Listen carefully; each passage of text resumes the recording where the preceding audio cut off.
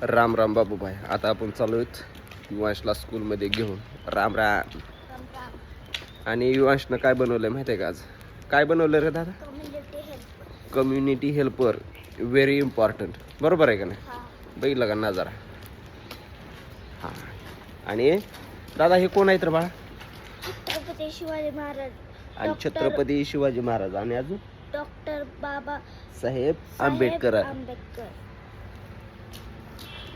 Indian leader आहेत आपले. कोण आहे? सुभाषचंद्र बोस. इंडियन फ्लॅग आपले कोण आहेत? एक तर कोण आहे? Bus driver. बस ड्रायव्हर तर आपल्या देशाचा मेन का नाही? बरोबर आहे का नाही?